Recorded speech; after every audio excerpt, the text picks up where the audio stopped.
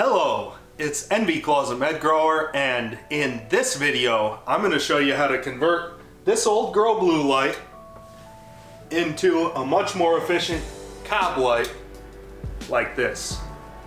So I guess with no further ado, let's get right on into the video and I'll show you the work I put in to turn that into that. Before we get started, I want to thank Growmouse for help with both the part sourcing and spectrum theory crafting for this project. This 120 by 3 watt Growblu unit is getting old and has some burned out diodes, so they need replacing. The drivers in this unit push a constant current at 650 milliamps with variable voltage from 32 to 50 volts. I chose to use the Citizen CLU481212 Gen 6 series COB LEDs for the diode replacement. These COBs are tested at 36 volts and 1000 milliamps, but run very efficient when driven slightly under current. The Citizen COB LEDs come in many different color temperatures and CRI ratings to fine-tune the spectrum you want to build.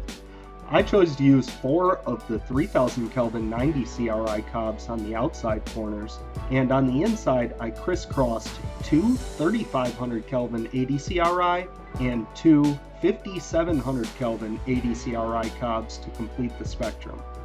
I feel this combination of spectrum should do very well for flowering while still being viable for vegetative growth as well. Okay. To start off this project, we got to get this case apart. So you can see there's all sorts of little screws here, and I'm gonna have to take every one of them out. So you guys enjoy the time lapse as I take forever to get through this.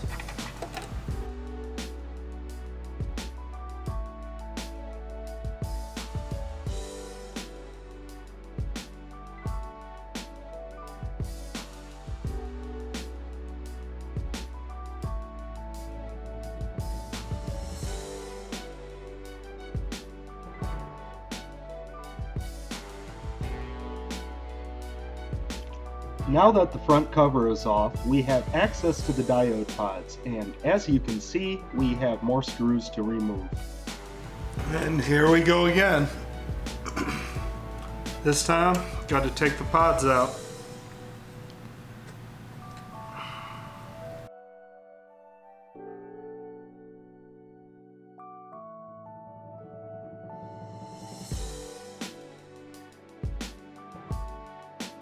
Finally, we got our first diode pod removed from the heatsink.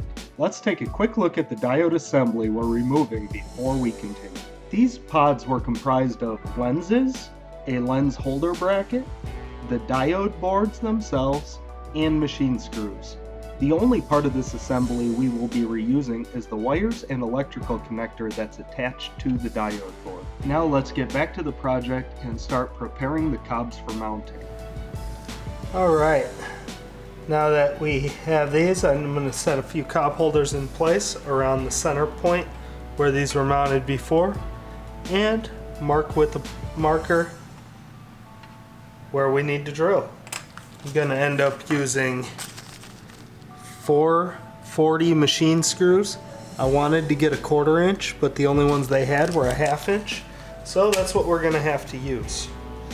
The other thing is, I decided to take these off of the diode pods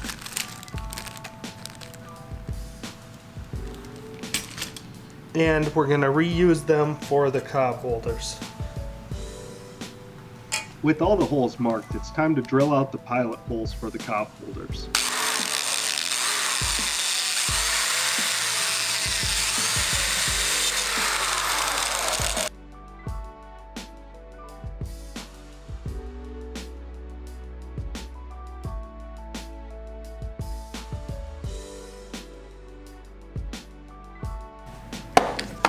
Now that we have the screw holes drilled, it's time to tap the thread.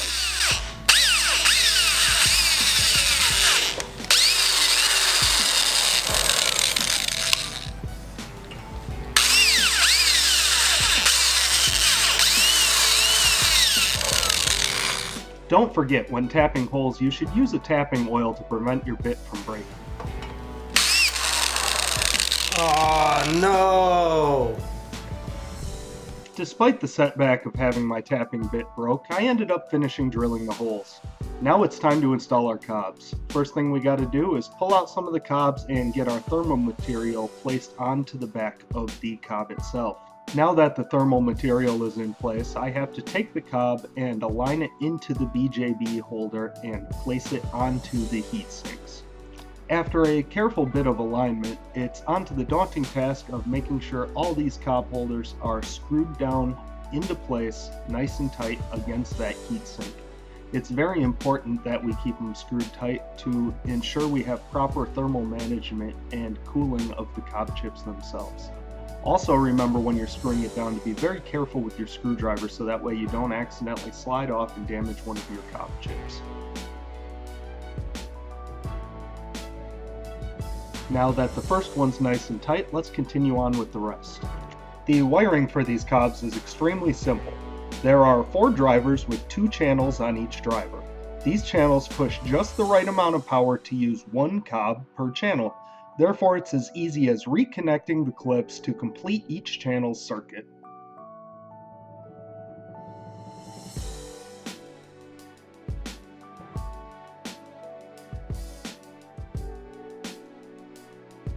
Now that I've finally got everything connected, let's test the light for the first time.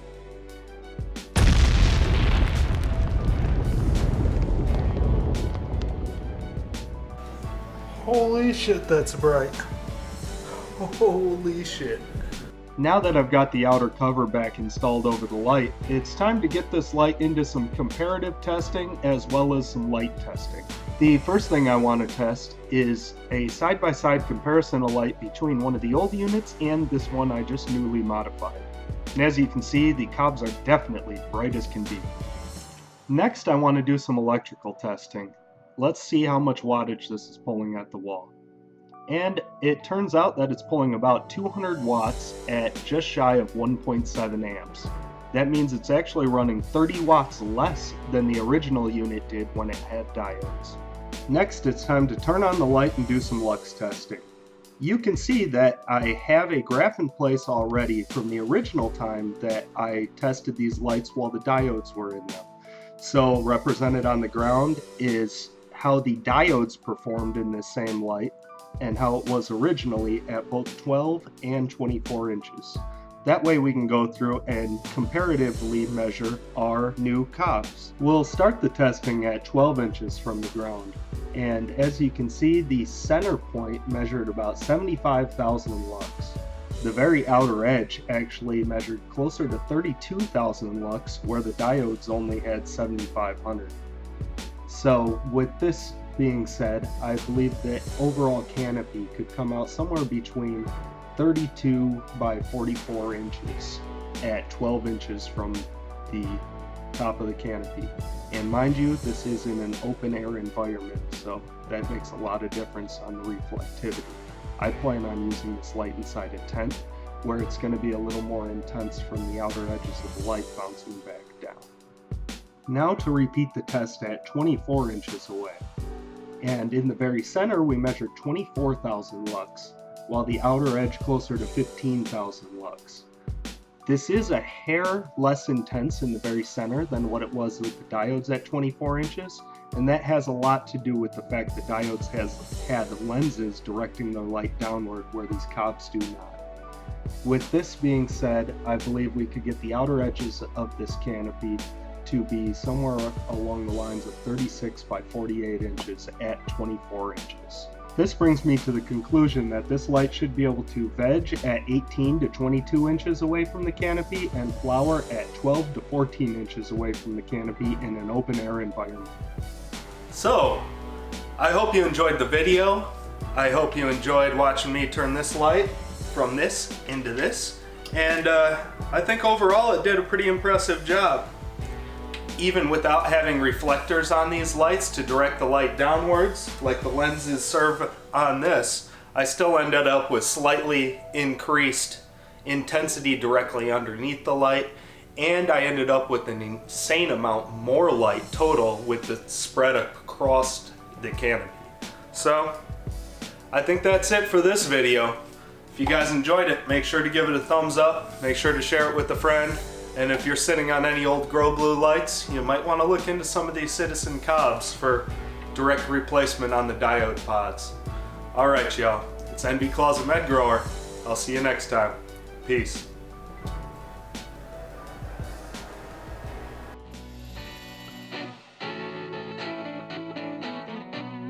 For more NVclosetmedgrower content, click on the videos to the left, check out my website, and subscribe to the channel.